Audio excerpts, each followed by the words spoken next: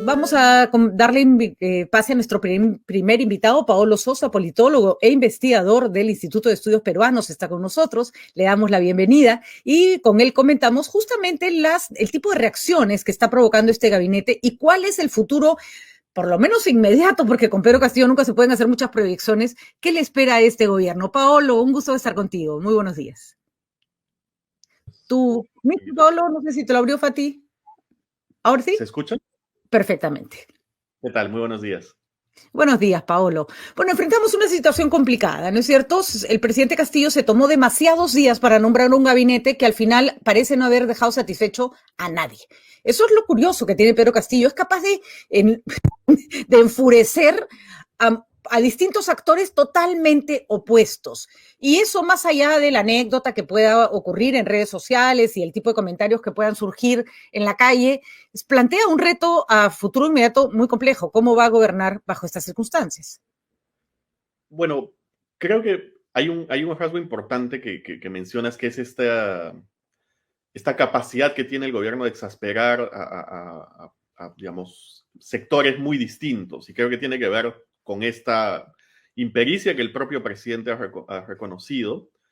Y entonces estamos en un punto en el cual en realidad ya casi que no, la discusión no es tanto si el gobierno es de izquierda o es de derecha, digamos, creo que hay una preocupación más importante que es, bueno, ¿qué va a hacer el gobierno en concreto para, digamos, satisfacer las demandas y las necesidades de la gente?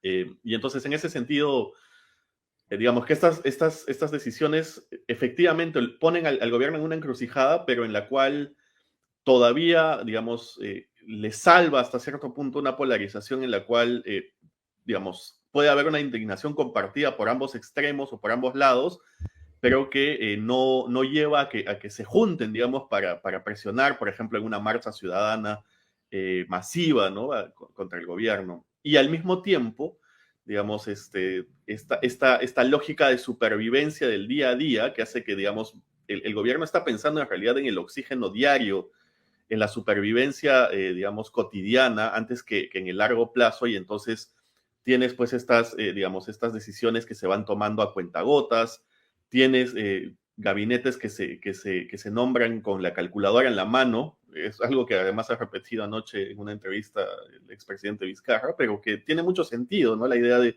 digamos, armar un gabinete pensando en los votos en el Congreso antes que en, digamos, las personas más idóneas o en conectar con una agenda ciudadana.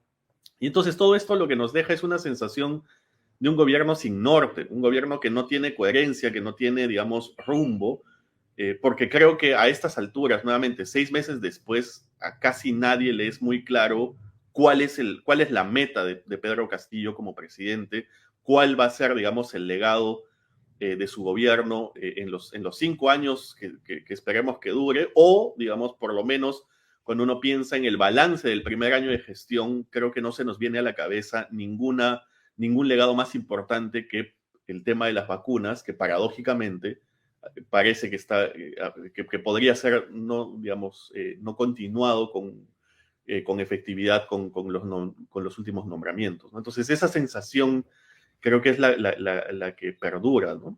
Uh-huh. Ahí, Pablo, hay varias preguntas que quiero hacerte. Efectivamente, Pedro Castillo mira al corto plazo, sin embargo, hay decisiones, no solo hay decisiones digamos, que son absolutamente cuestionables con respecto a quienes ha convocado, sino la persistencia a los que deja ya marcan una línea muy clara de intereses que no son nada apropiados con lo que se tiene que llevar a cabo en el país. Hablando así claramente, el ministro de Transportes tendría que haber salido hace 2 gabinetes. Es curioso cómo las deficiencias de Castillo terminan juntándose con las deficiencias de un Congreso también cortoplacista, de mirada inmediata, de intereses particulares, que lo están sosteniendo. Podríamos decir que a Castillo casi lo sostiene el día de hoy una oposición incapaz de ponerse de acuerdo en un punto mínimo y que le hace el juego a Castillo en estos nombramientos absolutamente, no sé, absolutamente disparatados. Bueno, el principal capital político de Pedro Castillo sigue siendo la oposición.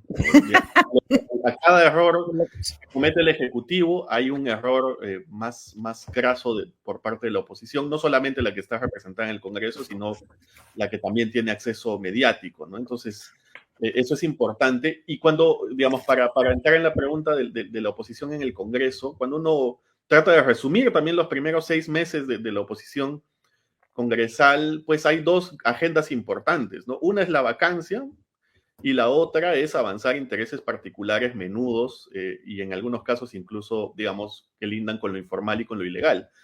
Y entonces, en ese sentido, hay como hay una compatibilidad entre ambos, entre el oficialismo y la oposición, en el sentido de que el discurso polarizante en términos de la gobernabilidad les da oxígeno a ambos lados, ¿no? Esta batalla por quién se equivoca más y a ver si los vacamos o a ver si echamos toda la responsabilidad al Congreso, porque a Castillo le sigue funcionando, o en su, digamos, en su lógica sigue funcionando la idea de responsabilizar a la oposición por todos sus errores, por mucho que creo que sabemos hoy en día que buena parte de los errores en el nombramiento de ministros, etcétera, en la caída del último gabinete, no tiene que ver con la oposición, sino tiene que ver con los errores propios del gobierno.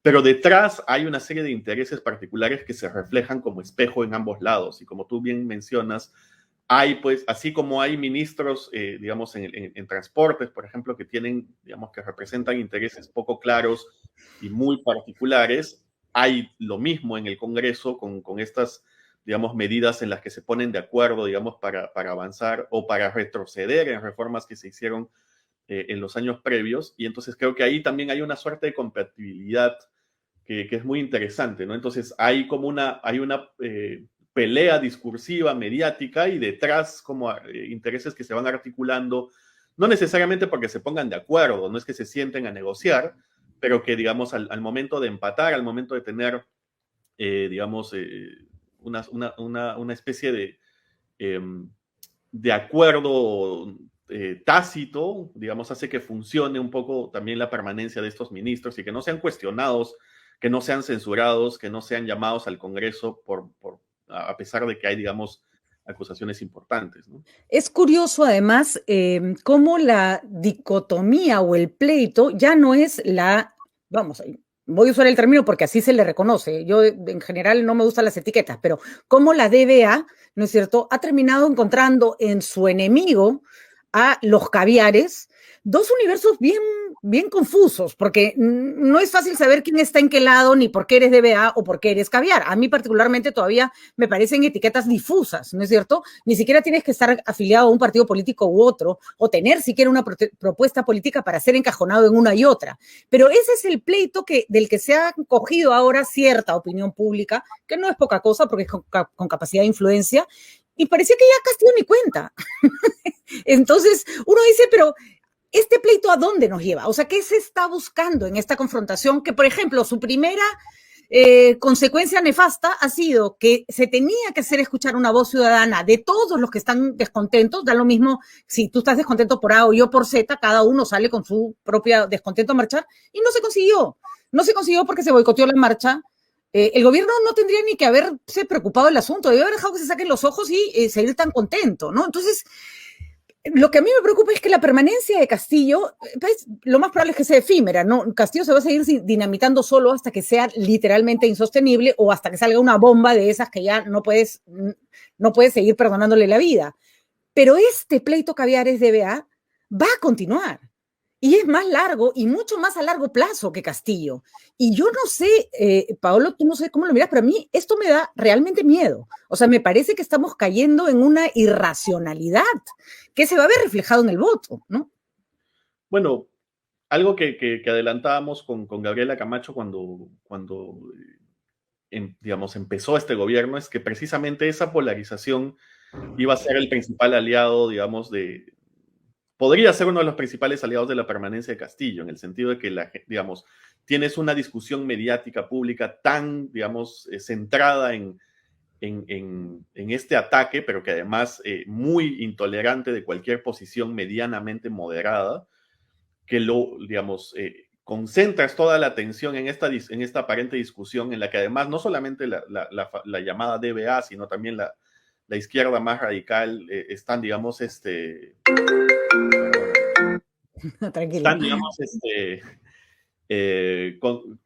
enfocados, digamos, en criticar al presidente y atacarse entre ellos y atacar a los famosos caviares que dan el oxígeno necesario para que el gobierno, digamos, continúe. Digamos. Entonces, creo que eso es interesante. Ahora, a mí lo que me preocupa precisamente es ese equilibrio perverso, digamos, en el cual, como tú bien mencionabas, en una situación como esta, en realidad, los errores del presidente pueden seguir estirándose y podemos tener una estabilidad basada, digamos, en la debilidad de ambos lados, en la incapacidad que tienen ambos lados para imponerse uno sobre el otro. Ahora, ¿Perdón? termina, por favor, Pablo. No, y eso en realidad es muy peligroso porque es en ese momento en el cual se erosionan más las instituciones. Exacto. Porque cada lado tiene muchos incentivos digamos, de moldear o de interpretar las leyes como les conviene, de petardear, digamos, a la institucionalidad como mejor les conviene. Además que en el trasfondo se van moviendo estos intereses particulares de los que hablábamos. Y entonces, como no es tan evidente, como no hay una ruptura de una regla muy, digamos, saltante, se va permitiendo. Y es lo que hemos tenido, dicho sea de paso, en los últimos 5 años. Es decir, hemos tenido momentos de crisis muy fuertes con el cierre del Congreso, con la vacancia, pero no ha sido ahí necesariamente donde se ha erosionado más la institucionalidad, sino en los momentos en los cuales, digamos, había una aparente calma entre ambos poderes a pesar de la tensión. Y ahí es donde se iban cocinando, digamos, estas medidas que con el tiempo nos han llevado a un punto en el cual hay reglas institucionales que ya no tienen sentido, como la vacancia. Es curioso cómo cuando Pedro Castillo parece caer en el peor de los hoyos, por ejemplo, en la indecisión con respecto al ministro del Interior y toda la crisis generada a raíz de Avelino Guillén, el Congreso PAC saca una ley como la del SUNEDU, en medio de este laberinto, que lo que hace es que la gente voltea al Congreso y diga, no, ustedes tampoco, ¿no? Es curioso porque uno diría, o sea, suena perverso, pero todos sabemos que con cierta visión política, si tu enemigo, por decirlo así, se está debilitando o está metiendo la pata, tú siéntate a mirar y no hagas nada para que la gente se distraiga contigo, ¿no? Bueno, y una de las primeras declaraciones en ese momento, el presidente del Consejo de Ministros, Héctor Valere, fue, bueno, nosotros no vamos a observar eso, ¿no? Así es. Entonces, ahí es un poco esa concordancia, pero lo interesante entonces es que nos lleva a reflexionar sobre, digamos, una de las soluciones que se han empezado a discutir mediáticamente es la renuncia del presidente.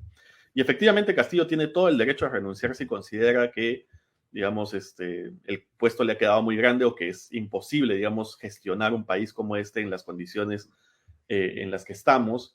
Pero creo que la renuncia del presidente, la vacancia o cualquiera de esas medidas efectistas no va a resolver la crisis, ¿no? Nada. Digamos, hay algo que va más allá. Esto es una crisis que antecede a Castillo y va a continuar después de su salida, que antecede a este Congreso y va a continuar después de su salida.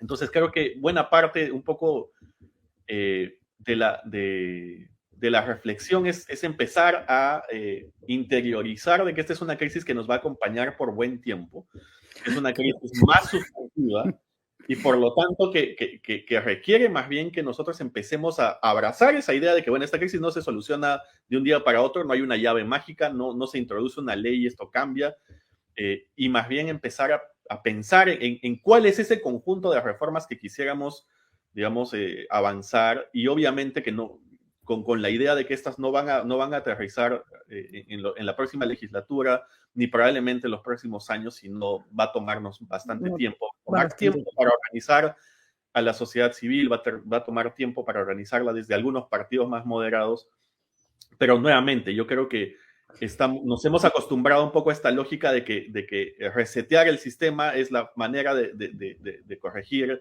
los errores claro. de problemas, y creo que cualquiera que ha tenido una computadora alguna vez sabe que apagando no se solucionan las cosas.